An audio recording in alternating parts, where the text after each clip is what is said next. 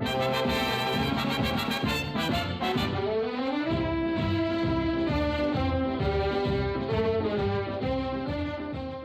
built this model ship in honor of my father, also named Gordon Mackenzie.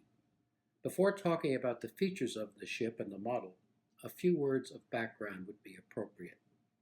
At the end of 1941, only days after Pearl Harbor, when the United States declared war against Japan and against Germany, my father enlisted in the Navy to become an officer and reported for training in Norfolk, Virginia, a major naval station.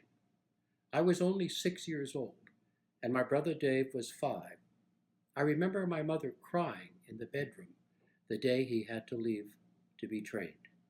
As an ensign, he was made gunnery officer on a ship that brought troops and supplies for the Allied landing in Casablanca, the beginning of the North African campaign against the German General Erwin Rommel, known as the Desert Fox. Following that, he was promoted to lieutenant junior grade and participated in the invasion of Italy, which began with the amphibious landings on the island of Sicily. In 1944, he was promoted again to full lieutenant and returned to the United States to undergo further training to become the captain of a newly designed ship called an LSM, Landing Ship Medium. The primary design purpose of this ship was to carry troops and vehicles such as tanks, personnel carriers, scout cars, and trucks over long distances and land them on beaches. Their destination was the Pacific Ocean to continue the invasion of Japanese-occupied islands and then eventually to Japan itself. My mother, along with myself, brother Dave was sick, was invited to go to Wilmington, Delaware for the commissioning of the ship on May 29, 1944. In the left photo, you can see the ship being launched, which is followed by a few weeks of being tested and outfitted with supplies. The boat was then commissioned, which means it is ready for service. I remember being given a tour of the ship and having lunch in the officers' mess, where I envied the fact that everyone was allowed to have unlimited lemonade. I also remember looking with awe at the Tommy guns mounted on the wall and the anti-aircraft guns, we call them ACAC guns, on all sides of the ship. In the right photograph, taken as a still from a war photographer's movie clip, you can see the ship just arrived on the beaches of Iwo Jima. My father would have been in the conning tower in the middle of the ship, managing all the tasks involved with landing on the shore, with both Japanese and American weapons firing away, and our troops initially dug into the sand before moving inland. It is quite amazing that my father's ship appears unscathed from enemy fire, considering it was practically a sitting duck during the unloading process. As to this model itself, it is sold under the Revell brand name and is manufactured in Germany. The scale is 1 to 144, which is quite small, requiring me to use 2 pairs of tweezers and a magnifying glass when assembling the model.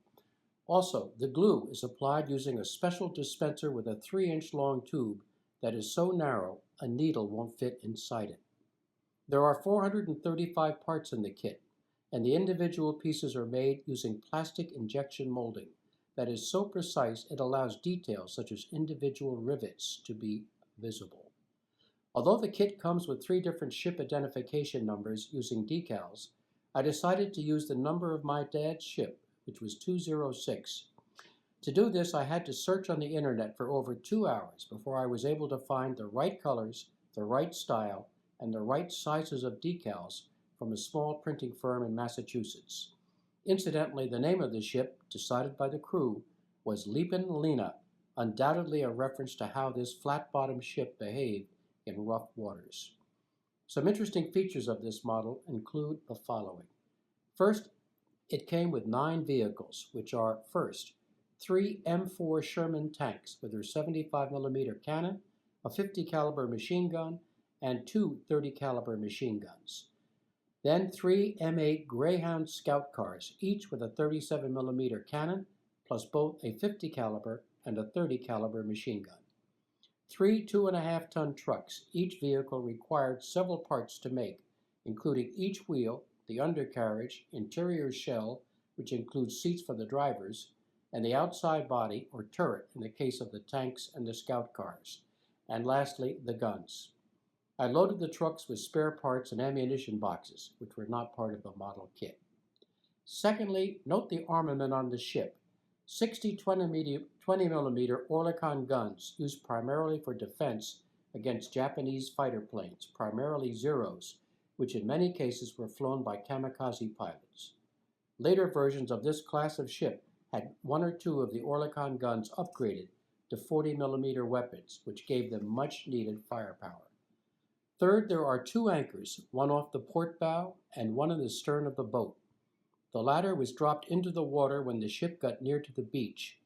Then, after the troops and vehicles were disgorged on the beach itself, the rear anchor would be engaged to help pull the ship quickly off the beach into deeper waters so it could leave the combat area as soon as possible. Lastly, the conning tower has two seats, one for the captain of the ship, which would be my father, and the other for the executive officer, generally the second in command. When I toured the boat when it was commissioned, I remember seeing how they were able to communicate from the conning tower down to the engine room without fear of static or telephone lines being cut. They would yell into a metal tube that went straight to the engine room. The most difficult part of building the kit was the railings. Each stanchion was only 1/4 inch tall and 1 millimeter thick, and there are over 120 of them. The railing cables are made of a special filament that stretches. It took me approximately 80 hours in total to complete the model, and I enjoyed every minute of it.